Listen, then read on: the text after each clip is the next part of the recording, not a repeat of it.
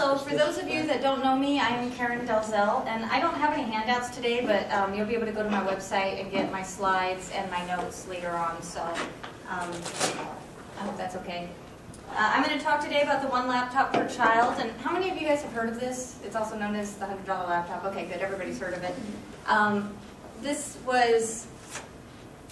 I got this through a special promotion, and they're not generally available to the public right now, so I'm sorry you can't run out and buy your own after you hear the presentation.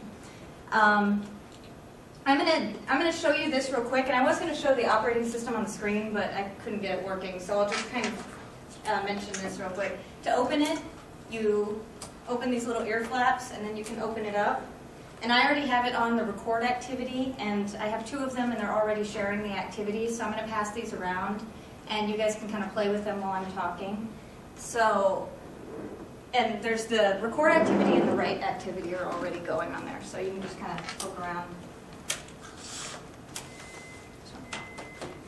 And I have not subjected them to the 5-foot drop test they say they're supposed to live through, so, and one of them isn't mine, so I wouldn't recommend it. And I just like to show this picture because you just can't get better publicity photos than the ones that they have.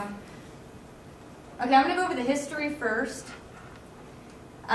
Nicholas Negroponte sketched out the idea for his $100 laptop in an email to his friend who is the CEO of AMD. And within weeks, a bunch of people were on this idea. He had people signed up to sponsor it, and within a month he was giving presentations on it. And people were really excited about it really fast. And he sent that email in January of 2005.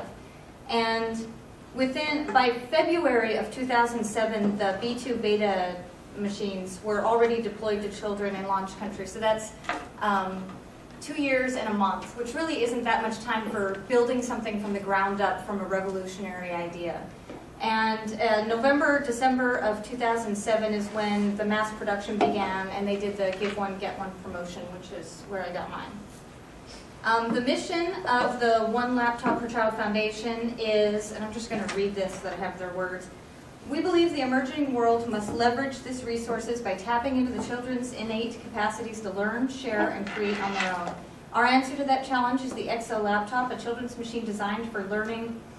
OLPC is not at heart a technology program, nor is the XO a product in any conventional sense of the word.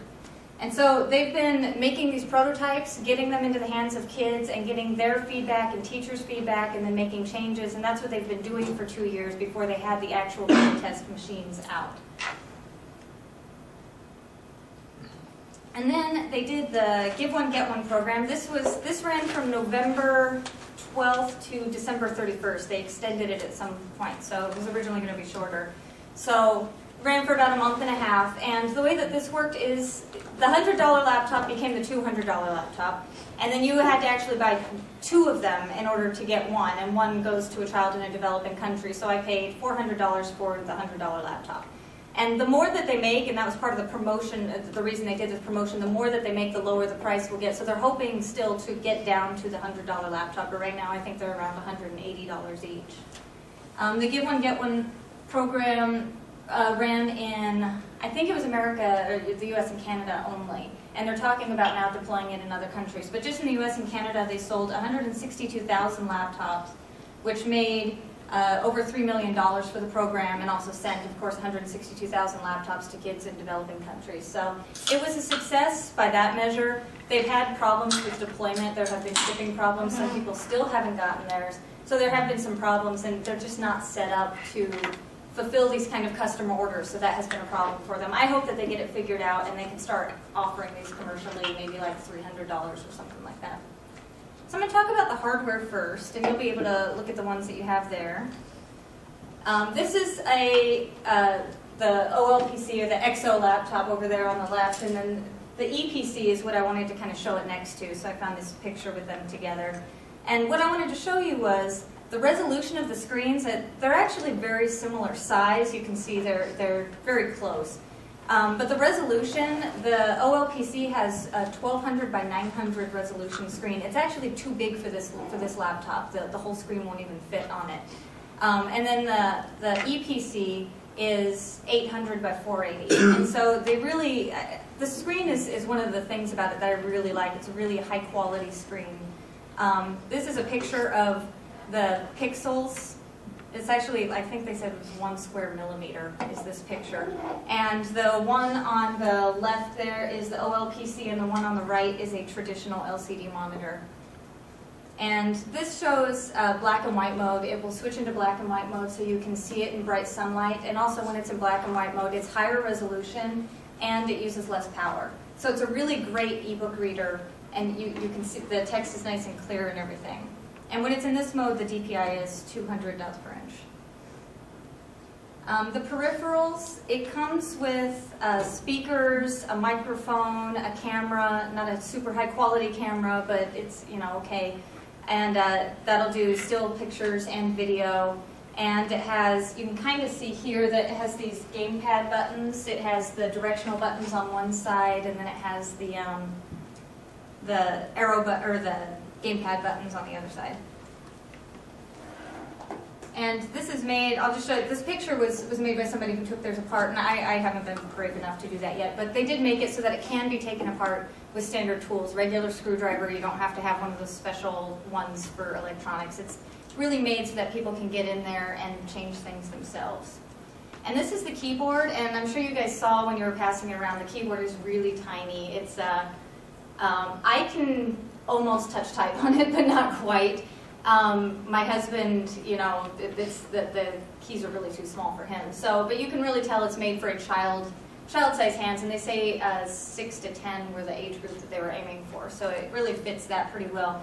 But other than the size of it, I find that it's all sealed so that no dirt will get in there, and if you spill something on it, you're fine. I haven't tested that either, but they're very springy and they react really well, so I think it's very nice the way the keyboard works, and I almost wish they would make the same thing, only a little bit bigger. This is just an outdoor shot. I was kind of trying to demonstrate how it's supposed to be rugged and go outdoors, but I also wanted to talk about the space on it. It only comes with 1 gigabyte of space, and that's really not much at all, and that's why the camera only has a 640 by 480 resolution. You can't fit that many pictures on 1 gigabyte, and the video is, you know, pretty low quality, but you can also expand the space. It has an SD slot, so you can put in SD cards, you know, as many as you want. I think those go up to like 32 megabytes now, and they'll be getting even bigger. So it's got 256 megabytes of RAM, and the battery lasts, in my tests, about 4.5 hours in the black and white mode.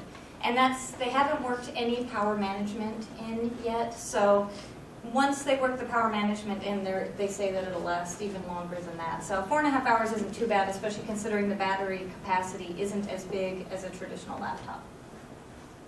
This is a detail of the texture, and I don't know if you saw when you passed it around, it's got this nice little bumpy texture that's supposed to help you grip it. And it's got these little X's and O's people up there, so it's just nice little detailing. They did a really good job with the product design. Like I said, you can take it apart. This is a picture of someone that took it apart, and he pointed out that that's the VGA slot. So if you wanted to solder on VGA so that you could project from it, you could, although I'm not going to try that. I only go so far with my tinkering with computers. I usually stop with the hardware. And this is an example of the different colors. I have 2 different color combinations here with me today. This is some more that I found online. They said there's about 400 different color combinations, and this way when they give kids their laptop, it's immediately identifiable as theirs. They have their own specific color combination, and they'll know